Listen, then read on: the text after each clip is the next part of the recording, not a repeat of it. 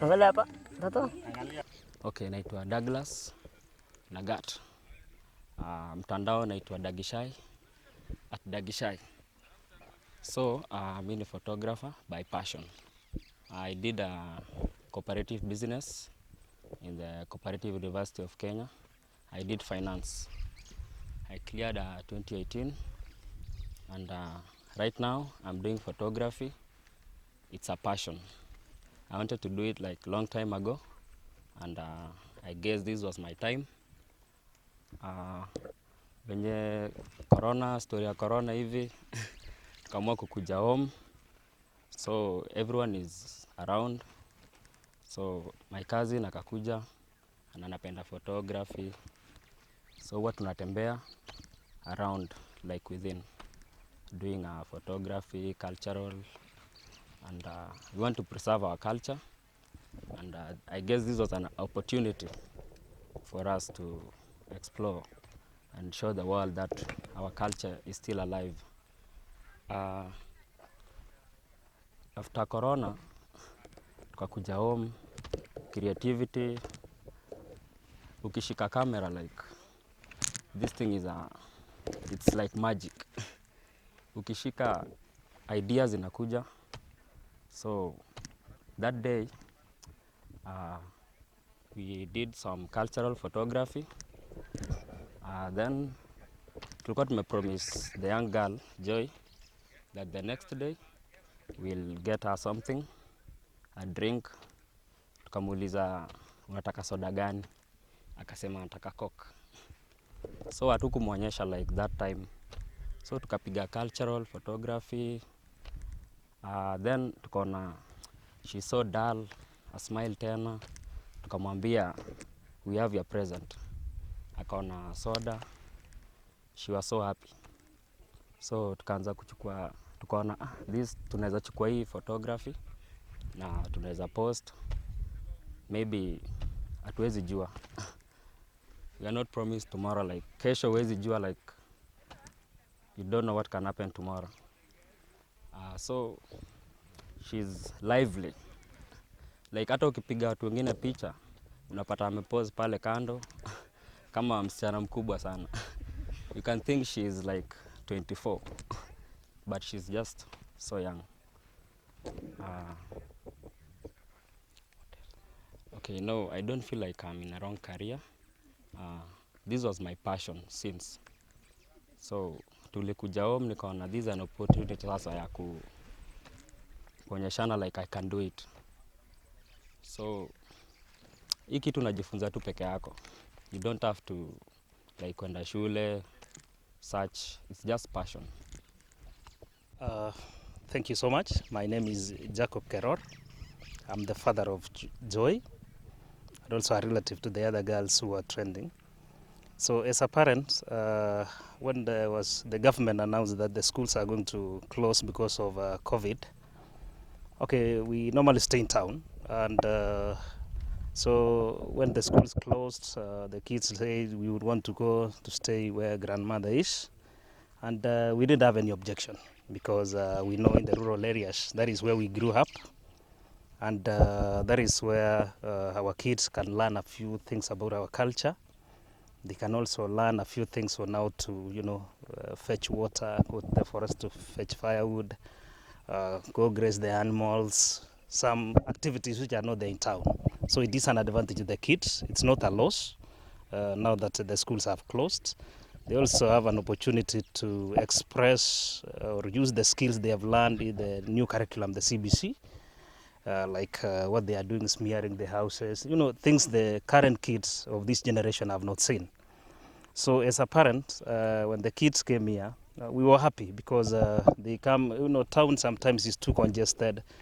Sometimes because of the fear of COVID, we tend to restrict the children to the house, but it's very difficult trying to close them in the room. You find them, they've gone out. So we say the best option is let's take them to the rural areas.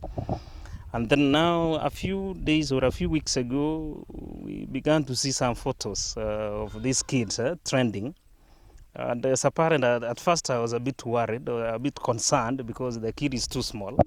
I thought maybe she's getting too much publicity and she's still small. But after reflecting on it, I saw it's something very good, because this is like a role model to the others, so that as parents we give children an opportunity to express themselves. We don't kind of gag them. So when we give them that opportunity to express themselves, we get to see some new talent which we may not have been able to see if we kept them indoors. So as a parent, I'm very happy with what is happening. And about this young girl is that, as the mother said, she's very much engaging. When we are at home, she'll always ask you a lot of questions. She will want to do the house chores like washing dishes. She's still very small, but you see she always wants that. When we arrived here at our grandma's place, the first thing she wanted to do was to milk the cow. So when she was told, you are too young to do that, she was disappointed. But later, she learned how to do other easy chores. So as parents, let's always give our children opportunities like this. When children go for vacation, give them the opportunity to go out in the villages there, learn things, interact with other children. Like now, she can speak a few Kalenjin, which she didn't know before, which is, to me as a father, I'm very proud. Yes. Maybe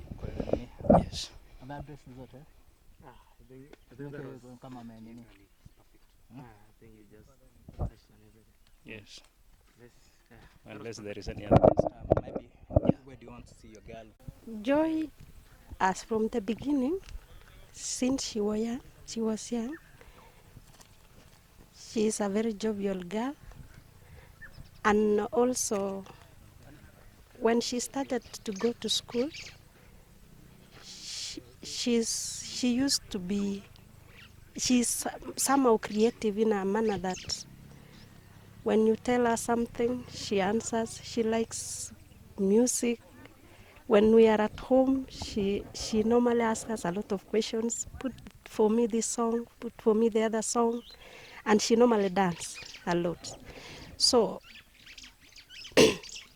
during the time of this pandemic, that is the coronavirus, she decided to go to her grandmother. And when she was there, they decided to go to the forest, fetch firewood. And then in that instance, they just decided to take photos. Because of this coronavirus, Joy is a bit, I cannot even explain. I lack words. Because this is what we normally used to do long time ago, we decided that when the school closes, when they announce that the coronavirus is here with us, we decided to take her to our grandmother. And then when they go to their grandmother, we tried to show her what we used to do long time ago. That this is our culture. We are supposed to help our parents like this. We go to the forest, fetch firewood, we go to the rivers, fetch water. And that is what she has tried to adopt. And up to now, she is where she is. As a mother, I can say the county need to invest on such young talents and nurture them. And I've just said that the county has just passed on bills which targets the youths, the people with disability, and the talents. So it's only a matter of assenting it to be a real bill, so that it can have some money set aside to empower them and to nurture them, their talents of respective talents that they have in the county. So I'm supporting that we should move fast to reach them, so that they can get the benefit of their talents in the future. My name is Joy Jebiwott. I'm in school. Dreams Academy. Nikuja kusaidia shosh kuchuna kuni na kuenda maji. Tukapigwa picha. Nipigwa picha na Dagi Shai. Nikikuwa mkubwa nataka nikuwe pilot. My name is Elisha Kiplagat, Chairman of Commerce, Baringo County. Today we have witnessed a very rare talent that we have seen from our beautiful baby girl. You have seen that Baringo is a talented county. You have seen a very young girl, how many years? 10 years, showing 4 years. It's a 4 years baby girl, showing a very rare talent of happiness. And you have seen that it's from the rare village Mashinani of Baringo.